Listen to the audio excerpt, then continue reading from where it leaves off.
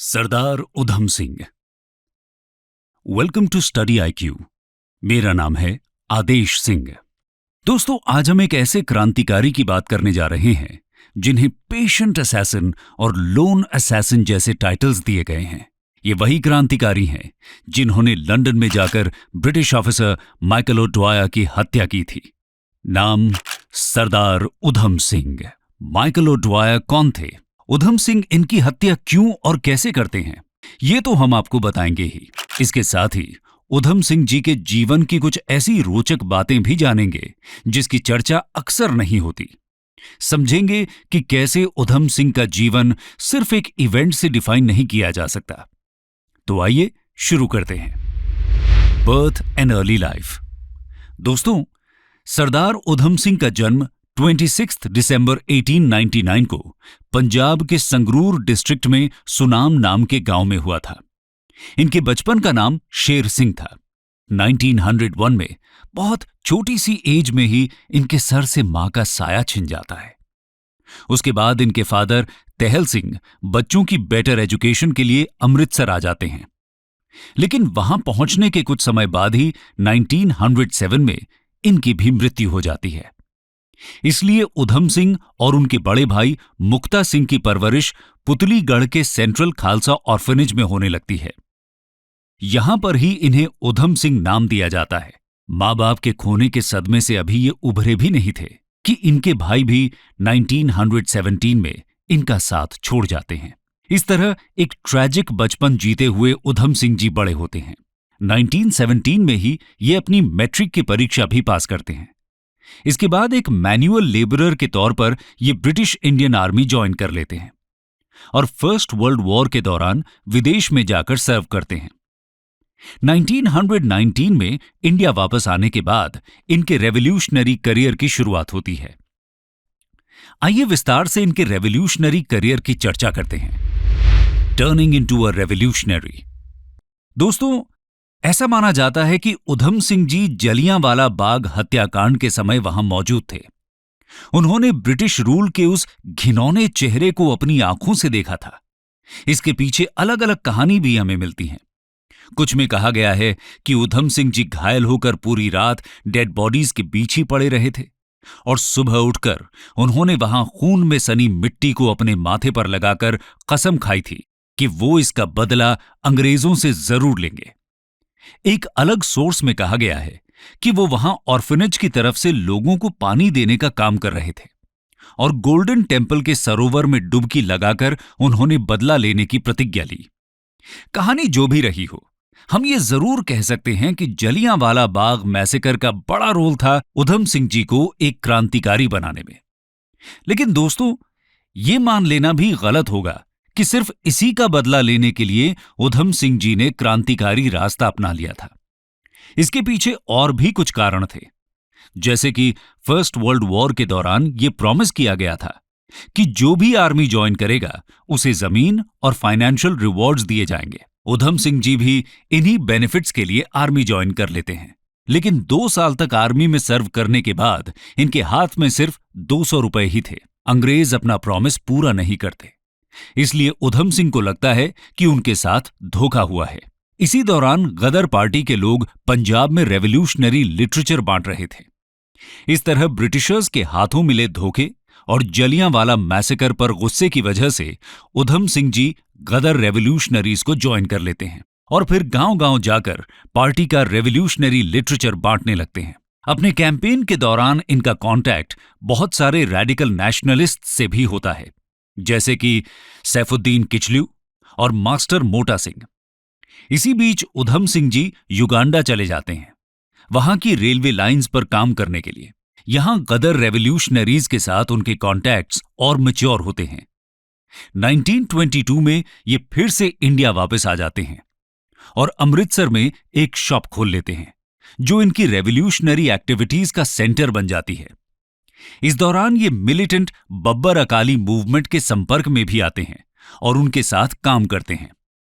1924 में उधम सिंह जी मेक्सिको होते हुए इल्लीगली यूएस पहुंच जाते हैं और सैन फ्रांसिस्को में सेटल हो जाते हैं, जो कि गदर मूवमेंट का एपिसेंटर था। यूएस में ही उधम सिंह जी गदर मूवमेंट के साथ डीपली इन्वॉल्व होते हैं और पार्टी के बिहाफ पर मेंबर्स रिक्रूट करने और फंड्स जमा करने के लिए पूरा अमेरिका घूमते हैं। करीब 3 साल तक ये यूएस में रहते हैं। इस दौरान सैन फ्रांसिस्को, डिट्रॉयट, न्यूयॉर्क और शिकागो जैसी सिटीज में काम भी करते हैं। आपको जानकर हैरानी होगी कि उधम सिंह जी ने इस दौरान 2 हॉलीवुड मूवीज में भी एक्स्ट्रास का रोल किया था। मूवीज का नाम एलिफेंट बॉय और द 4 फेदर्स था।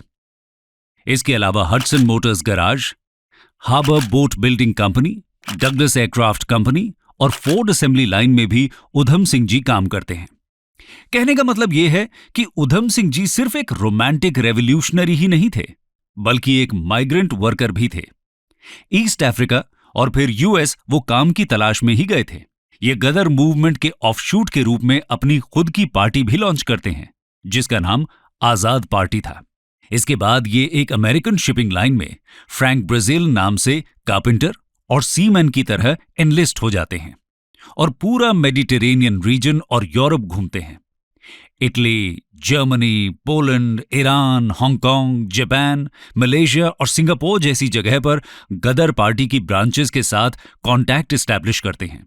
जुलाई 1927 में एंटी कॉलोनियल स्ट्रगल को एक्सेलरेट और रेडिकलाइज करने के लिए ये वापस इंडिया आते हैं। अपने साथ आर्म्स और गदराइट प्रोपेगेंडा भी लेकर आते हैं। लेकिन 30 अगस्त 1927 को अमृतसर में इन्हें आर्म्स एक्ट के तहत अरेस्ट कर लिया जाता है। इन्हें 5 साल की जेल हो जाती है। जेल में भी ये बाकी कैदियों को रेवोल्यूशनरी आइडियाज से ऑर्गेनाइज करने की कोशिश करते हैं। इसके लिए इन्हें कोड़े मारकर सॉलिटरी कन्फाइनमेंट में डाल दिया जाता है। अथॉरिटीज के लिए इन्हें मैनेज करना मुश्किल होता था, इसलिए इन्हें एक जेल से दूसरी जेल ट्रांसफर किया जाता था। इसी दौरान मियां वाली जेल, जो आज पंजाब, पाकिस्तान में लोकेटेड है, में इनकी मुलाकात भगत सिंह से होती है। भगत सिंह यहां सॉन्डर्स की हत्या और लेजिस्लेटिव असेंबली में बॉम्ब गिराने की सजा काट रहे थे। उधम सिंह जी की जल्दी ही भगत सिंह से अच्छी दोस्ती हो जाती है। ये भगत सिंह के कैरिश्मा से इतना प्रभावित होते हैं कि इन्हें अपना गुरु बोलना शुरू कर देते हैं और अपने वॉलेट में भगत सिंह की फोटो रखने लगते हैं। 1931 में उधम सिंह जी जेल से बाहर आते हैं और इसके 2 साल बाद इंग्लैंड चले जाते हैं। वो 7 साल तक इंग्लैंड में रहते हैं, जिस दौरान Italy, Holland, Poland, Hungary, France और जर्मनी जैसे देशों की यात्रा भी करते हैं। जर्मनी से ये सोवियत यूनियन भी जाते हैं, जहां इंडिया की इंडिपेंडेंस के लिए काम कर रहे रेडिकल एक्टिविस्ट से ये कॉन्टैक्ट्स बनाते हैं। इस तरह अपने 20 साल के रेवोल्यूशनरी करियर के दौरान उधम सिंह जी 4 कॉन्टिनेंट्स और बहुत सारे देशों की यात्रा करते हैं। साथ ही अलग अलग जॉब्स भी करते रहते हैं। अपना नाम और भेष बदलने में भी ये माहिर थे। कभी इन्हें उदय सिंह कहा जाता है, तो कभी फ्रैंक ब्राजील, उदय सिंह या उधान सिंह। इनका आखिरी नाम था मोहम्मद राम सिंह आजाद। ये नाम इन्होंने कब और क्यों रखा, आइए जानते हैं। The Assassination of O'Dwyer।